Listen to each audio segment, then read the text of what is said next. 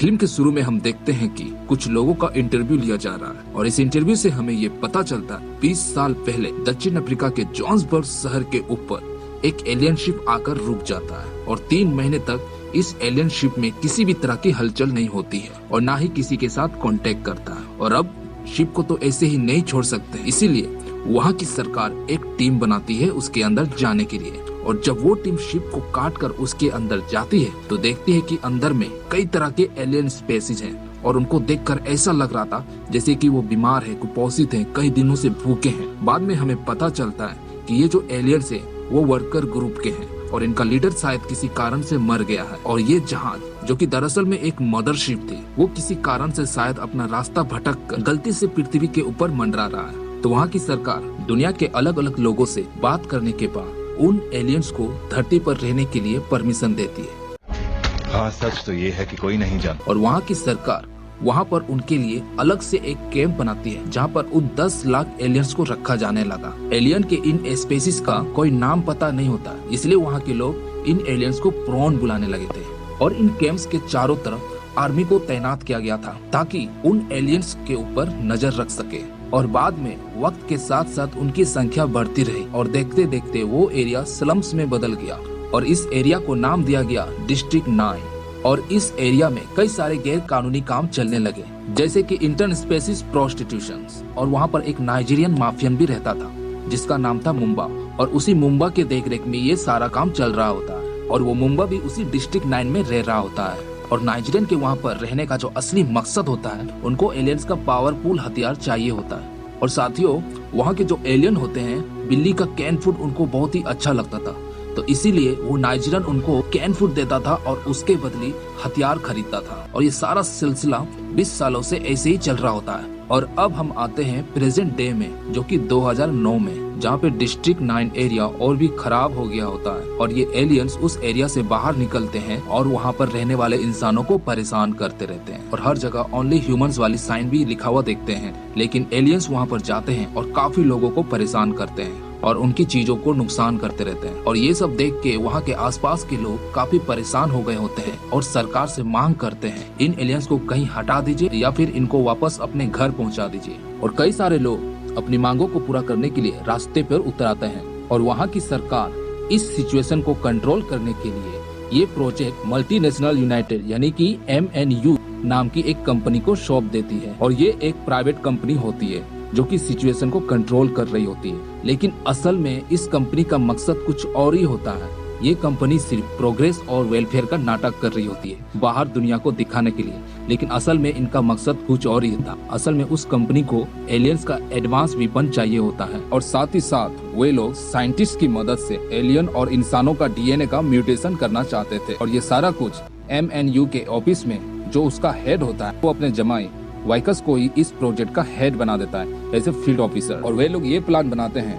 कि डिस्ट्रिक्ट 9 में रहने वाले एलियंस को डिस्ट्रिक्ट 10 में शिफ्ट किया जा सके। और ये जो डिस्ट्रिक्ट 10 जो एरिया थी, ये मुख्य शहर से करीब 250 किलोमीटर दूर में थी। लेकिन इन 20 सालों में सिचुएशन बहुत ही अलग हो गई होती है और यहाँ पर एलियंस का नाम का रजिस्ट्रेशन भी किया हुआ होता है और हर एक को एक नाम भी दिया हुआ होता है। और उन एलियंस को अगर वहाँ से कहीं जाना भी होता है तो भी उनको MNU के परमिशन से ही करना होता है। और इसीलिए जो वाइकस होता है वो MNU के कुछ सिक्योरिटी फोर्सेस और ऑफिसर्स के साथ उस डिस्ट्रिक्ट 9 में जाता है और वो हर एक झोपड़ी में जाकर उसमें रहने वाले एलियंस को पूछता है और समझाता है जिनको डिस्ट्रिक्ट 10 में लेकर जाना है, क्या तुम्हें कोई प्रॉब्लम है? अगर नहीं है तो यहाँ पर साइन करो। फिर हम देखते हैं कि ये जो डिस्ट्रिक्ट 9 एरिया है वो पूरी तरह से कूड़ेदान बन गया है और आसपास कैसे गंदगी और कचरा पड़ा हुआ होता है। और वहाँ पर वाइकस के साथ वेंटर और MNU के मिलिट्री ऑपरेटिंग ऑफिसर्स भी होते हैं। वहाँ पर मिलिट्री के जो आदमी होते हैं उनका बर्ताव एलियंस के साथ कुछ अच्छा नहीं होता है और इसी दौरान एक एलियंस एक सोल्जर को मार देता है। फिर हम देखते हैं कि एक झोपड़ी में क्रिस्टोफर नाम का एक एलियंस होता है। फिर हम देखते हैं कि वहाँ पर एलियंस का एक छोटा बच्चा भी है, वो शायद उस एलियन का बच्चा होता है जिसका नाम क्रिस्टोफर होता है। फिर हम देखते हैं कि क्रिस्टोफर कुछ रहस्यमय काले पदार्थों को शुद्ध कर रहा होता है जिसको उसने एक काले छोटे सिलेंडर बॉक्स में रखा हुआ होता है। और एलियंस को करीब 20 साल लगे होते हैं उस रहस्यमय काले लिक्विड को खोजने में। वाइकस की टीम उस क्रिस्टोफर के झोपड़ी के करीब आ जाता है और वाइकस क्रिस्टोफर के झोपड़ी के अंदर जाता है और ताक झांक करने लगता है। तभी वाइकस की नजर उस ब्लैक सिलेंडर पे पड़ती है जिस सिलेंडर के अंदर रहस्यमय काली लिक्विड है। तभी वाइकस के साथ एक इंसिडेंट हो जाता है कि वो जो काले सिलेंडर का जो लिक्विड है वो वाइकस के चेहरे पे पड़ जाता है और वाइकस को उस लिक्विड का स्मेल बहुत ही गंदा लगता है और वो अपने आप को साफ करता है और उस सिलेंडर को सीज कर देता है और उस सिलेंडर को एविडेंस की तरह हेडक्वार्टर ले जाता है। और देखते हैं कि पूरे दिन वाइकस की तबीयत खराब होती रहती है और उसे लगता है कि ये शायद उस ब्लैक लिक्विड का साइड इफेक्ट होगा। और विकस जब शाम को अपने घर आता है तो घर में उसके परिवार वाले उसके लिए एक सरप्राइज पार्टी रखते हैं, लेकिन उसी समय विकस की तबीयत खराब हो जाती है और अचानक से बेहोश हो जाता है। फिर उसको हॉस्पिटलाइज किया जाता है और हॉस्पिटल में डॉक्टर देखता है कि उसका जो बायां हाथ है वो एलियन की तरह बन रहा है। और फिर इसके बाद वाइकस को एमएनयू के साइंटिस्ट अपने कस्टडी में लेते हैं और फिर वाइकस के ऊपर एक्सपेरिमेंट किए जाते हैं और इससे वहाँ के साइंटिस्टों को पता चलता है कि वाइकस का डीएनए बदल रहा है और वाइकस इन हाथों से एलियंस के एडवांस हथियार को ऑपरेट कर सकता था। तो नहीं मार सकते। और साइंटिस्ट लोग ये बोलते हैं कि वाइकस का डीएनए धीरे धीरे बदल जाएगा और पूरी तरह से ये एलियन बन जाएगा। कंपनी का जो हेड होता है यानी कि वाइकस का जो ससुर होता है वो अपने दामाद यानी कि वाइकस की हालत देखकर इसके ऊपर जो भी इलीगल एक्सपेरिमेंट है वो करने के लिए परमिशन दे देता है। जब वे लोग प्रोसीजर को शुरू करते हैं तब वाइकस को समझ में आता है कि कुछ तो गड़बड़ हो रही है और वाइकस जाग जाता है और वहाँ के डॉक्टरों को मारता है और सब कुछ तहस नहस करता है और किसी भी तरह से एमएनयू से बाहर निकलकर वो डिस्ट्रिक्ट 9 में जाकर छुप जाता है। वहाँ पर वो वाइकस क्रिस्टोफर के झोपड़ी के पास आता है। तभी वो वाइकस एक छोटे एलियंस को देखता है और ये एक साइन होता है कि शायद क्रिस्टोफर इन एलियंस के लीडर का आखिरी बचा हुआ सदस्य हो सकता है, क्योंकि क्रिस्टोफर को एलियन टेक्नोलॉजी का काफी नॉलेज हुआ रहता है। फिर वाइकस क्रिस्टोफर से मदद मांगता है कि वो मुझे ठीक कर दे, लेकिन क्रिस्टोफर शुरू में उसकी बात नहीं सुनता है, लेकिन बाद में वो उसका हेल्प करने के लिए तैयार हो जाता है। लेकिन एक शर्त होती है, उसे वो सिलेंडर वापस लाना होगा और क्रिस्टोफर को देना पड़ेगा। और आगे क्रिस्टोफर वाइकस को कहता है कि डीएनए म्यूटेशन को रोकने के लिए वाइकस को मदरशिप में जाना होगा जो धरती के ऊपर मंडरा रहा है। और फिर उसी मदरशिप का जो कमांड मॉड्यूल होता है वो वाइकस को दिखाता है, जिसे 28 सालों से लोगों की नजरों से छुपा कर रखा गया था और किसी को भी इस बात की भनक नहीं हुई होती है कि वहाँ पर एक कमांड मॉड्यूल भी है। और इसी के साथ वाइकस तैयार हो जाता है क्रिस्टोफर के लिए उस ब्लैक सिलेंडर को वापस लाने के लिए। तो फिर वो एमएनयू के हेडक्वार्टर जाता है और इसीलिए वाइकस को कुछ हथियार की जरूरत पड़ती है। तो वो क्या करता है कि नाइजीरियन माफिया का जो डॉन है मुंबा के पास वो जाता है ताकि वो मुंबा के यहाँ से एलियंस के एडवांस हथियार को ले सके। लेकिन अभी मुंबा क्या करता है कि वो वाइकस को पकड़कर उसका एलियन वाला हाथ काट कर उसका सेवन करना चाहता है ताकि उसके पास भी वो एलियन जैसा पावर आ सके। लेकिन वाइकस किसी भी तरीके से मुंबा से भी हथियार छीन लेता है और वाइकस मुंबा को मारकर वहाँ से निकल जाता है और सारे लोग उससे डरने लगते हैं और साइड हट जाते हैं और उसे जाने के लिए रास्ता दे देते हैं। फिर वाइकस क्रिस्टोफर की मदद से एमएनयू के हेडक्वार्टर जाता है और उस काले लिक्विड वाले सिलेंडर को ले लेते हैं। फिर क्रिस्टोफर को वहाँ पर पता चलता है कि वहाँ पर बहुत ही भयानक एक्सपेरिमेंट हो रहे हैं, वो भी एलियन के ऊपर।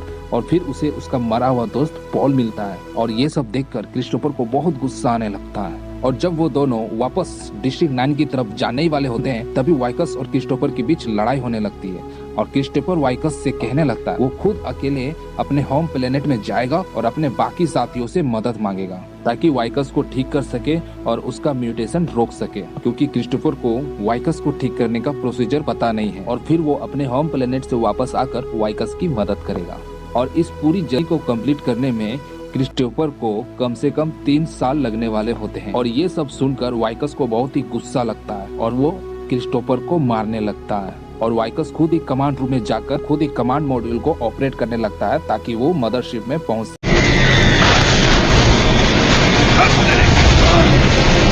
और इसी बीच एक ऑफिसर उस कमांड मॉड्यूल को मिसाइल स्ट्राइक से गिरा देता है।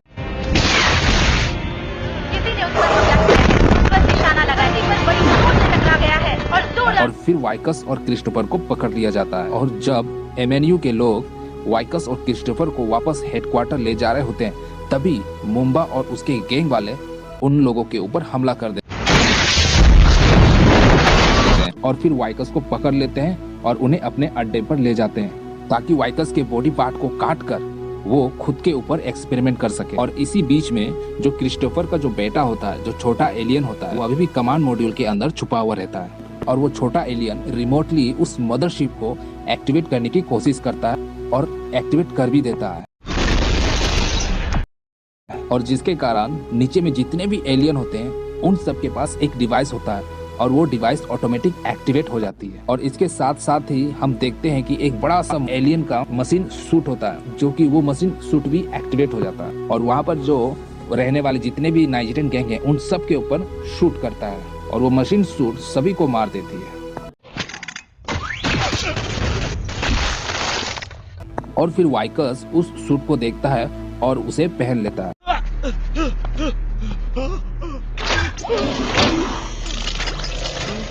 वाइकस क्रिस्टोफर को एमएनयू के चंगुल से बचा लेता है।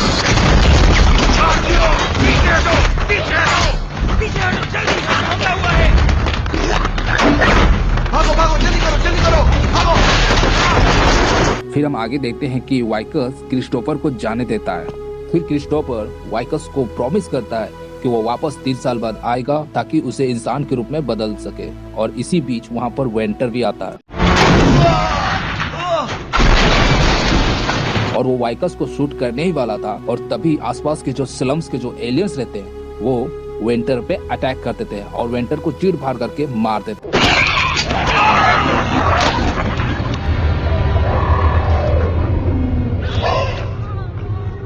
और उसके बाद क्रिस्टोफर अपने कमांड यूनिट में जाता है, अपने बच्चे के पास, छोटा सा एलियन के पास, और वो दोनों क्रिस्टोफर और उसका बच्चा उस कमांड मॉड्यूल की मदद से वापस मदरशिप में जाते हुए देखते हैं। फिर हम देखते हैं कि वो जो मदरशिप है वो वहां से जाने लगता है अपने होम प्लेनेट की तरफ। फिर हम देखते हैं कि एलियंस को सक्सेसफुली डिस्ट्रिक्ट 10 पे भेज दिया गया है और अभी एलियंस का जो पॉपुलेशन 10 लाख से 25 लाख हो गए हैं। फिर हम फिल्म के आखिरी में देखते हैं कि एक एलियन होता है जिनके एक हाथ में बैंडेज लगी हुई थी और वो कचरे के एक ढेर के ऊपर बैठा हुआ रहता है और उसके आसपास का जो स्क्रैप रहता है उस स्क्रैप से वो एक गुलाब का फूल बना रहा होता है। और दोस्तों यहाँ हमें पता चलता है कि ये वाइकस होता है और वो पूरी तरह से एलियन बन चुका होता है और अपनी पत्नी के लिए गुलाब का फूल बना रहा होता है। और इसी के साथ दोस्तों ये फिल्म यहीं पे खत्म हो जाती है। इस फिल्म के एंड को देखकर मुझे वाइकस के लिए बहुत दुख होता है। इसका एंडिंग बहुत ही इमोशनल है।